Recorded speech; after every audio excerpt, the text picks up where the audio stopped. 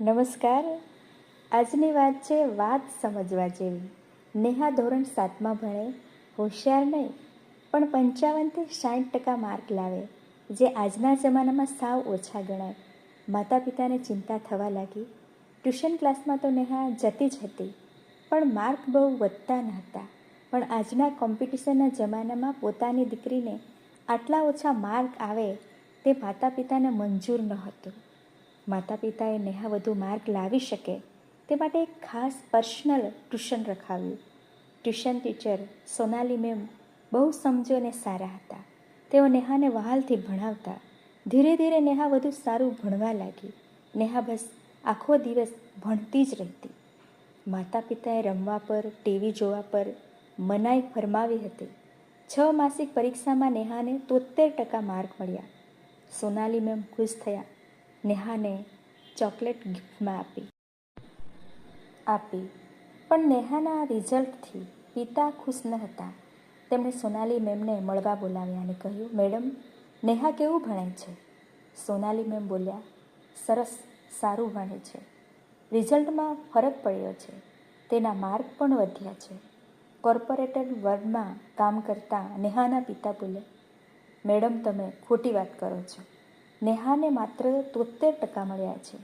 મને 90થી વધારે માર્ક જોઈશે. તમે વધારે ફી લો, વધારે કલાક ભણાવો, પણ મને રિઝલ્ટ 90%થી વધારે જ જોઈએ છે. જો આવા માર્ક લાવશે તો આગળ સારી કોલેજમાં એડમિશન કઈ રીતે મળશે? સોનાલી મેડમે તેમને સમજાવ્યું કે આ માર્ક્સ ઓછા નથી, પહેલાં કરતાં ઘણા સારા માર્ક મેળવ્યા છે, તે તો જુઓ. પણ નેહાના પિતાને કંઈ સમજ્યા નહીં. અભિમાન અને ગુસ્સા સાથે બોલ્યા, હું તમને ફી આપું છું. હજી જેટલી જોઈએ તેટલી વધારે ફી લઈ લો, પણ મને 90%થી વધારે માર્ક્સ જોઈશે. સોનાલી મેડમ બોલ્યા, ઠીક છે, તમે મને રોજના 1 લાખ રૂપિયા આપજો.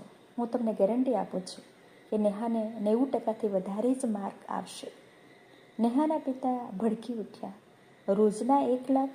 હું પોતે આટલા નથી કમાતો. સોનાલી મેડમ તરત બોલ્યા, અરે તમે આટલા નથી કમાતા તો જાઓ, વધુ કમાવો, વધુ કામ કરો. પાર્ટી, વેકેશન, ટીવી, સિનેમા બંધ કરો, ઓવરટાઈમ કરો, જાઓ જઈને વધુ કમાઓ, તો જ તમે મારી ફી આપી શકશો. નેહાના પિતા ચૂપ થઈ ગયા.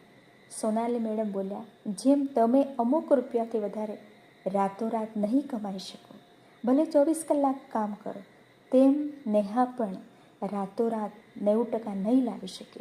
હા, તેના માર્ક વધશે. અને હા, યાદ રાખજો, માત્ર માર્ક્સ સફળતાની નિશાની નથી. નેહાના પિતા કંઈ જ ન બોલ્યા, પોતાની ભૂલ સમજી ગયા. ખરેખર સમજવા જેવી વાત છે. ધન્યવાદ.